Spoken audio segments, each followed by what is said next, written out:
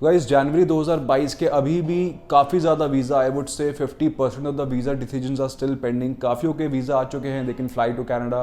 काफ़ियों के रिजेक्ट हो चुके हैं, they can actually file the visa again for the next May और September intake. But 50% of the students के अभी भी इंडिया में वीज़ा डिसीजन पेंडिंग है। तो शुड वी वेट और शुड वी डेफर? बहुत सारे स्टूडेंट्स के माइंड में ये पर्टिकुलर क्वेश्चन आ रहा है, एंड ईमेल्स पे, व्हाट्सएप पे, इंस्टाग्राम पे। इनफैक्ट काफ़ी लोगों ने अपनी टाइमलाइन शेयर करी है कि इस दिन हमने वीज़ा फाइल किया, जिस दिन हमने बायोमेट्रिक किया था, तो when can be expect our PPR. तो काफ़ी ज़्यादा फैक्टर्स हैं इन सब चीज़ों को देखने के लिए कि आपको वेट करना चाहिए, डेफर करना चाहिए। So hi guys, welcome back to Info Junkies and my name is Chirag. तो इनटेक डेफर करना है या वेट करना है, देखिए काफ़ी ज़्यादा फैक्टर्स होते हैं जो आपको माइंड में रखने पड़ेंगे डिसीजन लेने से पहले। तो सबसे पहली चीज़ कि आपका कॉलेज कौन सा है, कौन से प्रोविंस में है, उसमें आपका प्रोग्राम कौन सा है, और सबसे इंपॉर्टेंट चीज़ कि उसका नेक्स्ट इनटेक कौन सा है। काफ़ी केसेस में वी हैव सीन कनाडा में हालांकि 3 इनटेक्स होते हैं, जैन, मई एंड सितंबर। बट जैन में जो आपके क्लासेस स्टार्ट हो रही हैं, जो आपके प्रोग्राम्स हैं, कई बार वो मेन टेक में अवेलेबल नहीं होते, and you have to get the September is the next possible intake. वही आपके पास होता है जो आप ले सकते हैं। तो सबसे पहला कंसिडरेशन आपके माइंड में आना चाहिए कि आपके कॉलेज में जो आपका प्रोग्राम है, क्या वो जनवरी के बाद सीधा सितंबर इनटेक में है या मई इनटेक में भी है। अगर that is available on May intake right now, I would say कि आप 15 से 20 दिसंबर तक वेट कर सकते हैं। उसके बाद it is only feasible to defer the intake. क्योंकि देखो, अगर आपका वीजा आ गया 20 के बाद तो ठीक है, आप जैन में नहीं जा पाएंगे, आप मई में जाएंगे। बट इनकेस वीजा नहीं आया तो जब तक आप डेफर कराएंगे, हो सकता है मई इनटेक भी फुल हो चुका हो, मे बी नई एप्लीकेशन से या डेफर्ड एप्लीकेशन से। और उस केस में आपके पास सिर्फ एक ही ऑप्शन रह जाएगा, जैन का सीधा सितंबर इनटेक डेफर करना, विच मींस कि आपके टेक्निकली 8 महीने खराब हो जाएंगे। दूसरी सबसे इंपॉर्टेंट चीज होती है कि रिफंड पॉलिसी क्या है। काफी कॉलेजेस में वी हैव सीन कि उनके मेल्स आ रहे हैं स्टूडेंट को कि आप ऑनलाइन पढ़ना शुरू कर सकते हैं, बिकॉज अगस्त 2022 तक अगर आप ऑनलाइन पढ़े इंडिया से कनाडा में तो भी आपको वर्क परमिट दिया जाएगा। तो काफ़ी कॉलेजेस आपको कन्विंस करेंगे ऑनलाइन पढ़ने का। तो सबसे पहली चीज़ आपको मेल डालनी है कि रिफंड पॉलिसी क्या है, कि इन केस अगर आपने अपनी ऑनलाइन पढ़ाई स्टार्ट कर दी जैन इनटेक में, और लेट्स अज्यूम कि पढ़ाई स्टार्ट होने के 1 महीने, 15 दिन या 20 दिन, 2 महीने बाद कभी भी अगर आपका वीज़ा आया तो डेफिनेटली आप कनाडा फ्लाई कर रहे हैं। But in case your visa is refuse at that time, तो 1-2 महीने ऑनलाइन पढ़ने के बाद आपकी रिफंड पॉलिसी क्या होगी। क्योंकि काफ़ी कॉलेजेस ने कहा है कि वो 100% रिफंड देंगे। अगर 100% रिफंड है तो आप ऑनलाइन बिल्कुल पढ़ सकते हैं। बट काफी कॉलेजेस में यह भी लिखा है बिल्कुल छोटा स्टार बना के कि अगर आप 21 जनवरी तक ऑनलाइन पढ़े तो अगर उसके बाद आपका वीजा रिफ्यूज होता है तो हम $1500 या 1 सेमेस्टर की फीस डिडक्ट कर लेंगे, या फिर एक पर्टिकुलर डेट दी जाती है कि तब तक आपको अपना वीजा डिसीजन देना पड़ेगा अनलेस वो आपका 1 सेमेस्टर का पूरा फीस डिडक्ट कर लेंगे। अब टेक्निकली डिसीजन देना पड़ेगा, ये बच्चे के हाथ में तो है नहीं, एम्बेसी के हाथ में। और एम्बेसी कैसे काम करेगी किसी को भी नहीं पता अभी के फिलहाल के टाइम के हिसाब से। तो इट इज ऑलवेज एडवाइजेबल, अगर आपकी रिफंड पॉलिसी 100% या $200-300 कट के रिफंड होने वाली है ऑनलाइन पढ़ने के बाद, तो आप ऑनलाइन स्टार्ट कीजिए, अदरवाइज अपना इनटेक आप डेफर कर दीजिए। तीसरी सबसे इंपॉर्टेंट चीज है कि आपकी खुद की फाइल कैसी है। देखिए, काफी लोगों को लगता है कि उनकी फाइल काफी स्ट्रांग है, उन्होंने आईटीआर्स लगाए हैं, बैंक स्टेटमेंट लगाई है, आपका आइल्स बहुत अच्छा है, आपकी परसेंटेज बहुत अच्छी है। तो अगेन, आपकी पर्टिकुलर फाइल अगर बहुत अच्छी है तो आप वेट कर सकते हैं, ऑनलाइन पढ़ सकते हैं, हाई चांसेस आपको वीजा दे दिया जाएगा।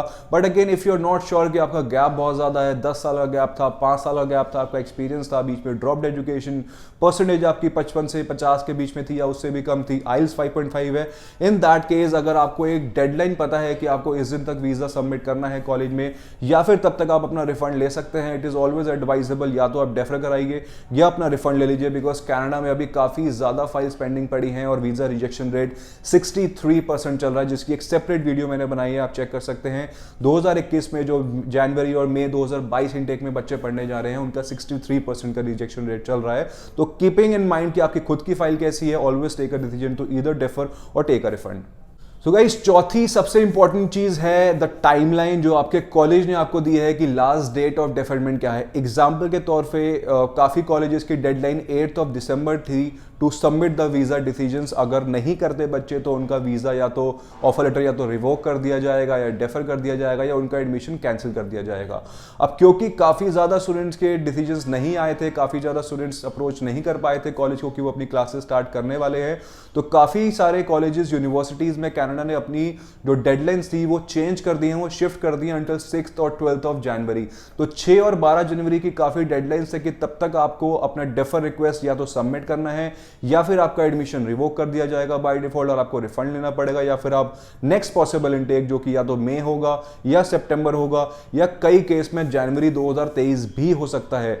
फॉर इंस्टेंस आपका जैन 2022 इनटेक है, मई में उसका सेशन नहीं होता, सितंबर की सीटें फुल हो गई विद द डेफर्ड एप्लीकेशन और न्यू एप्लीकेशन से, तो बाय डिफॉल्ट आपको नेक्स्ट इनटेक जनवरी 2023 ही लेना पड़ेगा। तो ऑलवेज चेक कि आपकी डेडलाइंस और टाइमलाइंस क्या है कॉलेज और यूनिवर्सिटीज के साथ। सो अनदर सबसे important thing is the file of launchment. India में आपने अपनी फाइल कब लॉन्च करी थी? कनाडा ने रिसेंटली बताया था कि जो नवंबर में 2021 में फाइल लॉन्च हुई हैं उनका डिसीजन शायद ही वो दे पाए जनवरी इनटेक के लिए। तो आप लोग बाय डिफॉल्ट अपना 15-20 दिसंबर तक वेट करके 21 तारीख को बाय डिफॉल्ट अपना आप डेफरमेंट डाल दीजिए, बिकॉज बहुत फाइल पेंडिंग है। It is very very very difficult कि आपको टाइमली डिसीजन आएगा। अगर आपका वीज़ा नवंबर से पहले अक्टूबर या सितंबर में भी फाइल है तो काफ़ी टाइम हमने देखा है कि काफ़ी बच्चों का 3-3, 4-4 महीने या 2-2 महीने बाद भी वीज़ा डिसीजंस आया है। तो in that case also you will have to see कि आपकी टाइमलाइन क्या है। बायोमेट्रिक के बाद ऑलमोस्ट 8 से 10 हफ्ते लग रहे हैं अभी वीज़ा डिसीजंस आने में। तो अगर आपका बायोमेट्रिक अक्टूबर एंड में हुआ है, इट इज़ एक्सपेक्टेड कि दिसंबर लास्ट तक आपका वीजा डिसीजन आएगा। तो अगर आप तब तक वेट कर सकते हैं आप वेट कीजिए, otherwise you can go ahead and differ the intake, because 6, 8, 10 हफ्ते से पहले कोई भी वीजा डिसीजन बायोमेट्रिक के बाद मैंने अभी हाल फिलहाल में नहीं देखा है। Last and the most important point right now कि कनाडा के पॉइंट ऑफ व्यू से कितनी फाइल्स पेंडिंग है और उनको इंटरनली कितना प्रेशर है अपनी सारी फाइल्स कंप्लीट करने का जनवरी 2022 इनटेक के। देखिए किसी भी कंपनी में अगर आप काम करते हैं तो एक प्रेशर होता है सीनियर मैनेजमेंट की तरफ से कि आपको एक डेडलाइन तक काम खत्म करना है। बट अपने एक रिसेंट ट्वीट से जिसमें उन्होंने कहा था कि नवंबर की फाइल्स और सारी फाइल्स को रादर स्टूडेंट वीजा की हम टाइमली डिसीजंस ना दे पाएं, तो उन्होंने अपनी रिस्पॉन्सिबिलिटी पहले ही क्लियर कर दी कि हम लोग डिसीजंस नहीं दे पाएंगे। आप लोग चेक कीजिए कि आपके डीएलआई, आपके कॉलेजेस बेसिकली उनकी क्या फैसिलिटीज है, क्या इंफॉर्मेशन है वो ऑनलाइन पढ़ा रहे हैं, उनकी रिफंड पॉलिसी और वट एवर इट इज। तो आप अपनी चीज के खुद जिम्मेदार हैं। उन्होंने पहले क्लियर मेंशन कर दिया, जिसकी एक सेपरेट वीडियो भी मैंने बनाई है, आप चेक कर सकते हैं मेरे चैनल पे। तो अगेन उनके ऊपर कोई प्रेशर नहीं है सारी चीजों को कंप्लीट करने का टाइम से। तो अगर आपकी चीजें टाइम से नहीं होती कंप्लीट तो posting it on Twitter and tagging it over there कि टाइमली डिसीजन दे दीजिए, या फेसबुक पे किसी कमेंट करना उसका कोई यूज नहीं है। आप वेब फॉर्म रीच कीजिए, आप ईमेल्स कीजिए, आप उनको फोन कीजिए। They are not responsible, they actually will not be held responsible by the management as well of within internal IRCC the agency कि वो जनवरी से पहले वीजा सारे क्यों नहीं दे पाए। वेल अगर ओवरऑल में बात करूं, आज 12-13 दिसंबर है जब मैं वीडियो पोस्ट करूंगा, इट माइट बी 14 और 15 दिसंबर बाय देन। तो 15-20 दिसंबर तक, रादर 23 दिसंबर तक आप वेट कर सकते हैं। उसके बाद क्रिसमस न्यू ईयर की वेकेशन शुरू हो जाएंगी। 6 जनवरी से ऑलमोस्ट क्लासेस स्टार्ट हैं, 3 जनवरी 4 जनवरी से ओरिएंटेशंस होती हैं कनाडा में।